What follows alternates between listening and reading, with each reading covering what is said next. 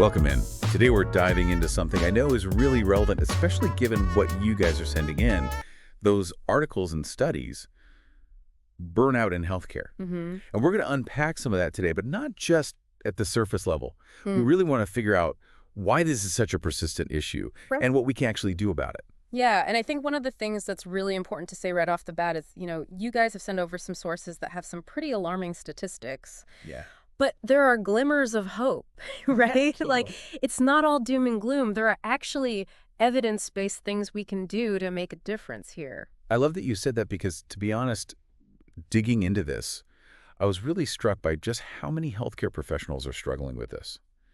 One study even cited rates as high as 54% for nurses and physicians. I mean, it's a lot. It's a lot. Yeah, and it really underscores that this is not an individual problem, right? This is not about, toughening up. This is like the World Health Organization recognizes this as an occupational phenomenon. Yeah. Like, it is literally woven into the fabric of many healthcare systems. I was reading through some of your notes earlier, and I know this is something that really resonates with you, your own personal experience in healthcare. Yeah, I mean, the exhaustion, the cynicism, that feeling of not being as effective as you want to be.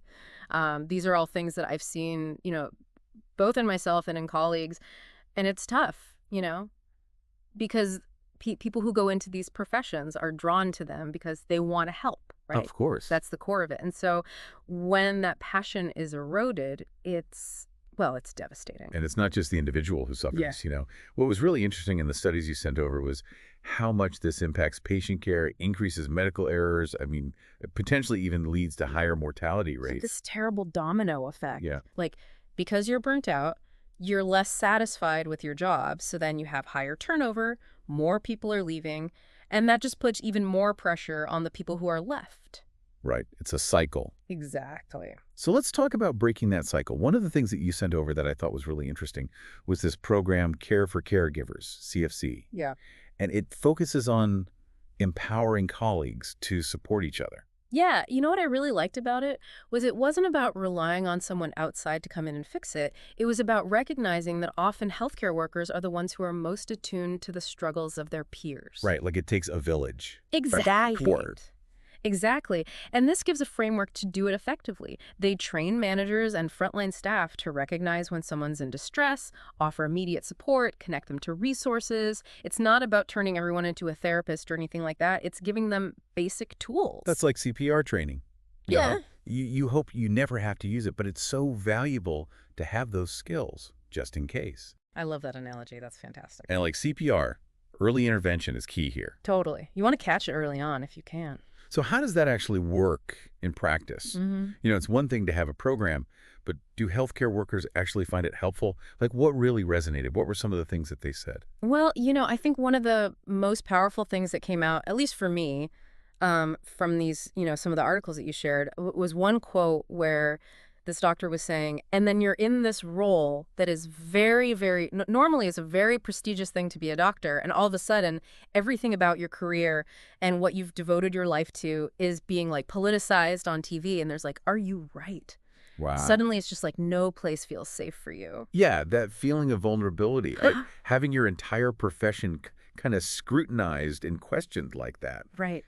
It's no wonder it's so pervasive. And, that's just one thing. There's also, the frustration with like inefficiencies. Right. And just the emotional toll of like witnessing suffering, witnessing death, even when it's expected. Yeah, it's still hard. It's a lot. It's heavy. And reading those accounts, it's so clear. Healthcare workers really bear the brunt of these systemic issues. And it can make them feel so powerless. Absolutely. Like there's nothing they can do. But the encouraging thing is a lot of the participants in the CFC program said it helped them to feel less alone.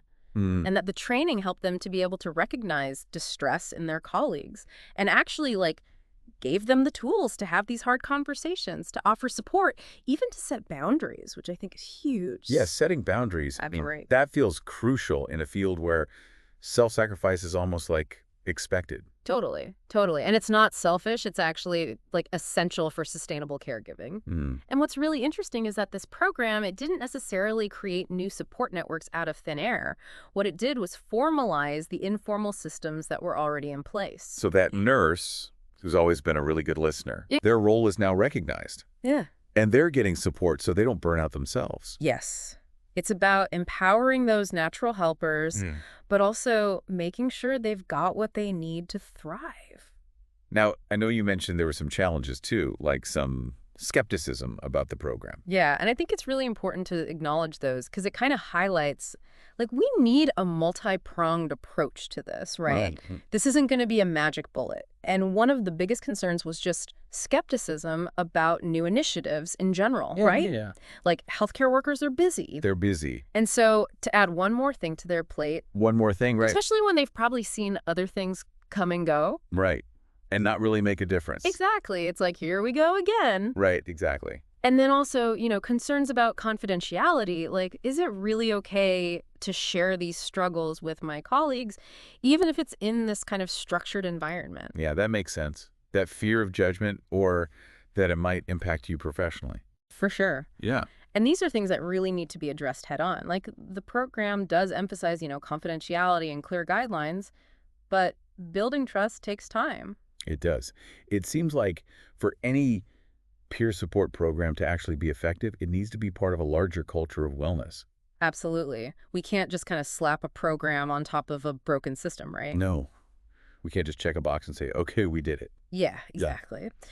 So, thinking about a more holistic approach, like, what are the things that we need to address? One of them is recognizing staff contributions. And I don't just mean like bonuses or extra vacation days. Right, like a pizza party once a month is not going to. Exactly. It's got to be deeper than that. It's got to be about feeling valued, feeling seen. A handwritten thank you note goes a long way. Acknowledging a milestone, just taking the time to listen when someone's struggling. Fostering that sense of community. Exactly. Knowing you're not alone in the trenches. Yeah.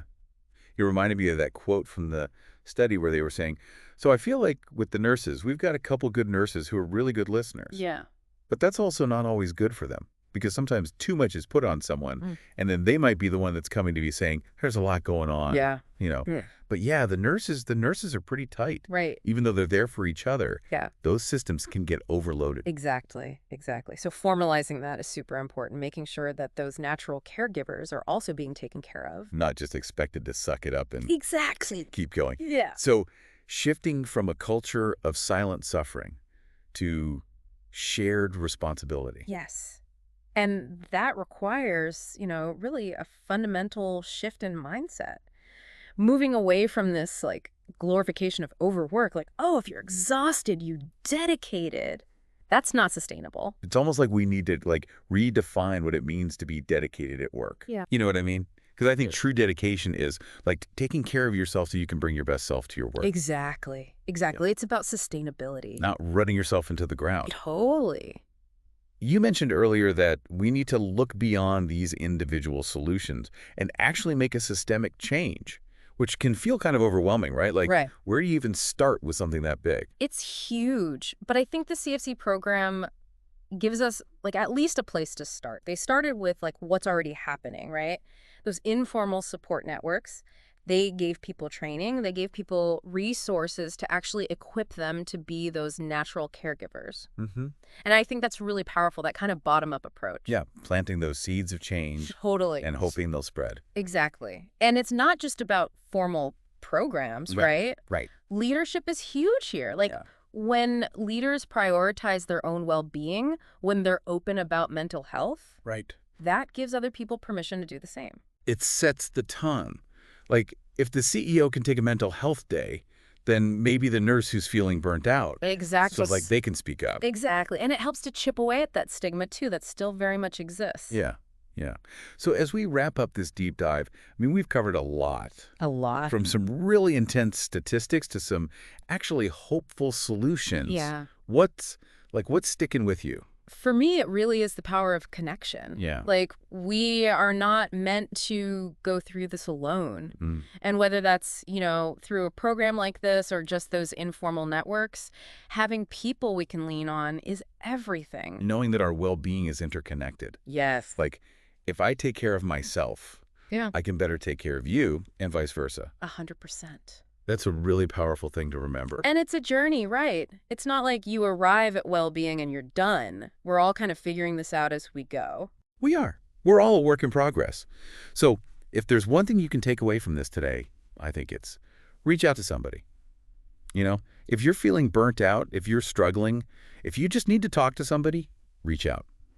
Because chances are somebody else is feeling the exact same way. And on the flip side, if you see somebody struggling, reach out to them. Yes. You know, we can all play a role here. Absolutely. All right, that's it for this deep dive. Thanks for being here, and we'll catch you next time.